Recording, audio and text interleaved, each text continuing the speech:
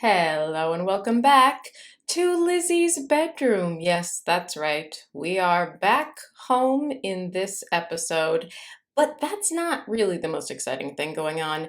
This episode is the first one written by a new writer who joined the team, a writer who contributed so much of what you love about the Lizzie Bennet Diaries, and I am so excited to have her here today. Don't forget that you can support me or the show by going to my Patreon, where you will also get a longer version of this conversation with more juicy tidbits. My name is Ashley Clements. My name is Kate Rorick. And this is the Look Back Diaries. Doodle-doo-doo-doo. Thank you so much for being here. Thank you for having me. For the uninitiated, Kate Rorick is a very fancy person, but when she came to us, she was also a fancy person. But 10 years ago, this is how I learned about you. Margaret said, "Oh, we're bringing on my friend Kate. She's fantastic. She's a romance novelist, so she's going to be really good for like the romance Starcy stuff that's coming up." So that was like what I heard. And then, of course, I learned that you had worked on some very fancy television shows like that weird dinosaur one. And you have continued to have a very prolific career in television and as an author as well. Can you tell us what you're working on right now? Because I think it's very cool what you're taking a break from to chat with us. I'm working on a show called Leverage Redemption. It airs on Amazon Freevee. I'm in my hotel room in New Orleans because I'm down here to help pull the finale together. Because you are show running. Yes, because I am. Right? I have that right? You are show running this? I am the co-showrunner of Leverage Redemption, yes. If you don't speak TV, is fancy. It doesn't get a lot fancier than that. You can sound like I wear a ball gown to work. You probably wear like a hoodie or because you're doing like 18,000 things at once and you're like, I wish I had time to shower today. Is that more accurate? That is a little bit more accurate, yes. There's a lot of coffee. There's a lot of me spending time with my computer just being like, what do I do now? That's closer than the ball gown part of it, yes. Well, speaking of ball gowns, Kate has also published a number of historical romance novels as Kate Noble and a number of contemporary fiction as Kate Rorick and a lot of other TV. Am I missing any significant things? No, that's basically the resume. Contemporary fiction, you may notice her name here on this book. Yeah, there's that one there.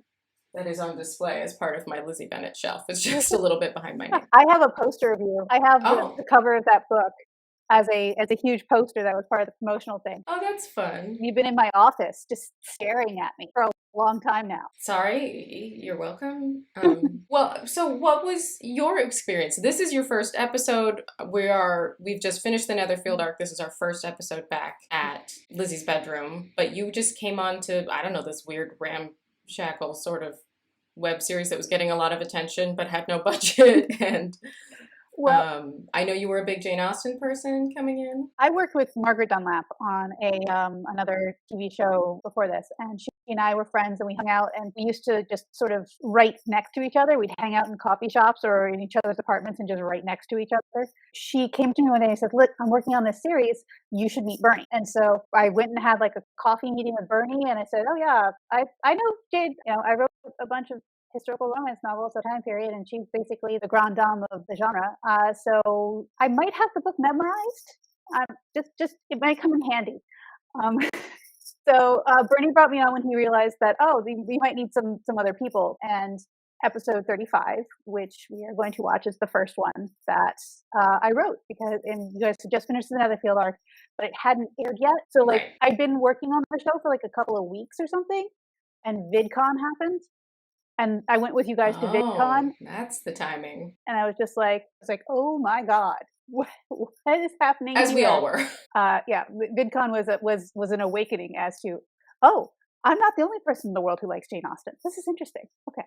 Well, and I'm sure they'll sound off in the comments, but we have, of course, spoken at JazzNet conferences and been invited many places because obviously there are a lot of people who love Jane Austen, and that's a big part of why this show was so successful is there was a built-in audience. So We're very grateful to them and to you with all of your Pride and Prejudice expertise. I watched the movie. I watched the miniseries. I've read the book far too many times, internalized quite a bit of it, warped my brain ever so slightly.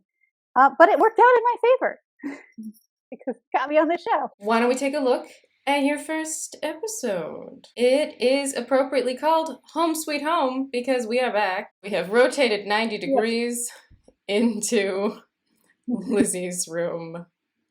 Back in Lizzie's room. Back in Jenny Powell's room.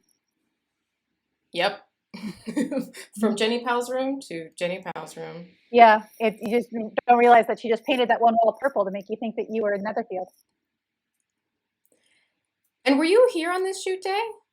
Were you behind that door? I was way behind that door and I made a noise and you guys were like, stop making noises out there, because you don't realize how close you are to set. You're a door away. Yep. That moment is the only moment on the show, I think, in which all four of us appear at the same time. Yes. When I was writing it, I handed it in to Bernie and he's like, I don't know if we can fit together. And it's like, well, give it a shot. And that is it also means that it's a still that's pulled all the time for the show, and I'm like making a little frog face in it. I'm like, and Mary Kate, Lydia is just like attacking you. Oh, yep. My hair looks like this because this is the first shoot day in July, and we were very, very, very sweaty. I'm pretty sure you're sitting on an ice pack when we were shooting this. Oh gosh, I might have been. Yeah. And also, like, I never got a break to go cool down. Like, I just because you're on sweating. And you're doing 50 pages worth of filming in one day in 8 hours. Is that not normal? Is that not how you make leverage? No. Well, first of all, we don't have to move the camera in this one, and that makes it a lot easier. Spend time moving stuff around, which saves a lot of time. This is a great mom bit that you wrote. This is a great long mom bit. I love that Jane even gets sort of caught up in like, Mom, no, Lizzie.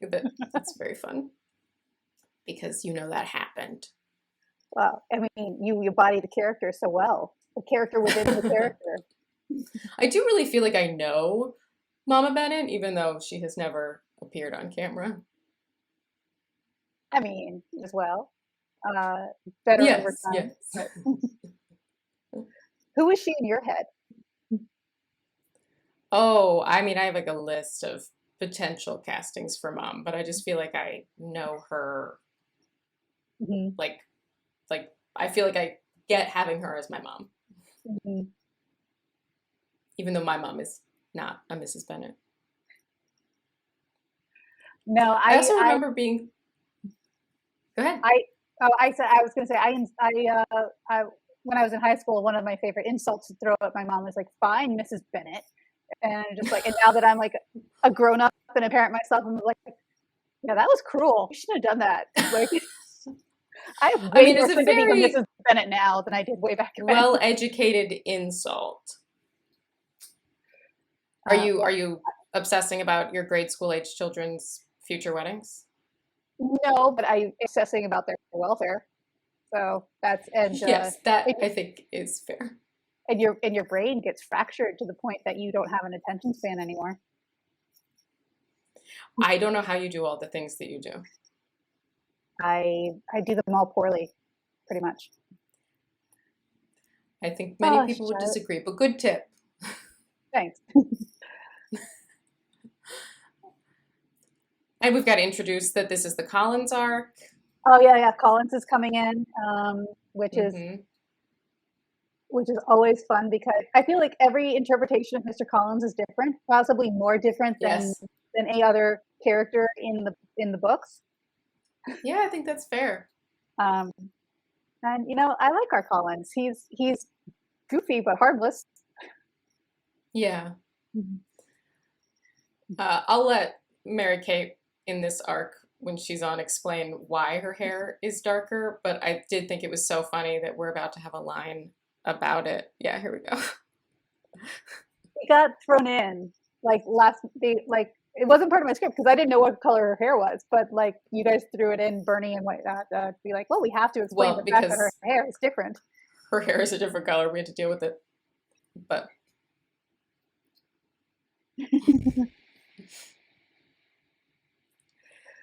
enjoyable buttons.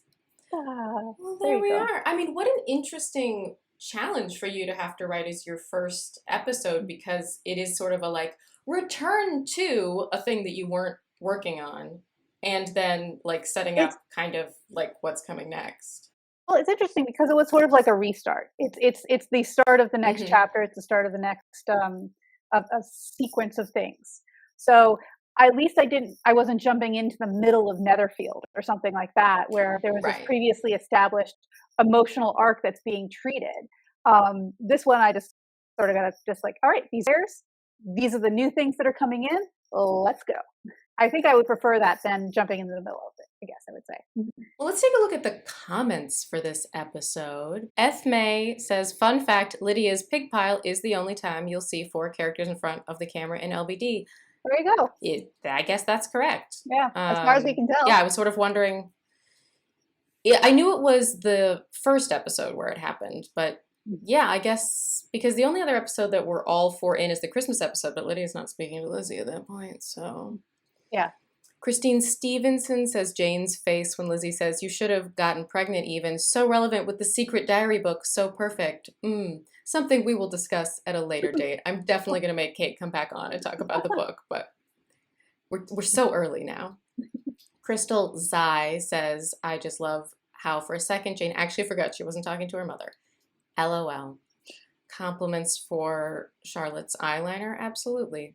Oh yeah, that was beautiful. Snowy Y says, I love how Lydia defended Mary. Here, this is enjoyable. Paint Whatever says, it's so pleasant to have one's house to oneself again. I love how you incorporate sentences from the book. That sentence wasn't said by Lizzie. That was said by Caroline when they all get out of Netherfield. He's like, oh, thank God, the visitors are gone. You really might have that book memorized.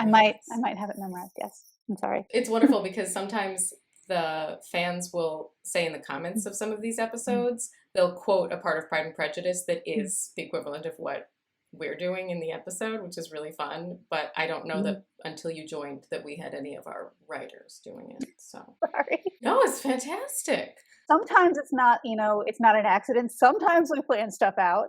Most of the time it's like, oh yeah, it just out that way. But no, sometimes we actually thought about it. Well, you clearly put a lot of care into your episodes, and you did write a lot. We'll get there later, but you did write a lot of the more romantic stuff that's going to come up between Lizzie and Darcy, and a lot of that really cutesy stuff of Jane and Bing at the end as well as all manner of other episodes. I remember because that's how Margaret had talked you up, that was like, she's doing romance, but like this isn't an arc with a lot of romance, that I was like, okay, but this isn't romance. Well, that's the thing. I didn't think it was bad. I just you don't need all of them. You just need one. You just need one person to like keep the romantic beats in your head as they were going forward. Rachel was all about Lydia. Margaret was all about Collins and Charlotte. So I sort of was just like, well, I guess nobody wants it. I'll take this romance stuff that's lying on the floor over here. Anyway, I'm just letting them know, since we won't get there for a while, that a lot of really cutesy stuff, a lot of sexual tension, and just like, ooh, now kiss, is from Kate. There is like one just kiss on screen the whole time. Oh, we're gonna kiss, but we're gonna make you wait 6 months for it. It's called building the tension. It worked. Well, I will invite you back soon because I would love to talk to you more about the Lizzie Bennet Diaries. I would love to talk more about the Lizzie Bennet Diaries. That'd be so much fun. Thank you. Thank you for being here and for bringing all the romance. Not all of it. Come on. Some of the romance. There you go. All right.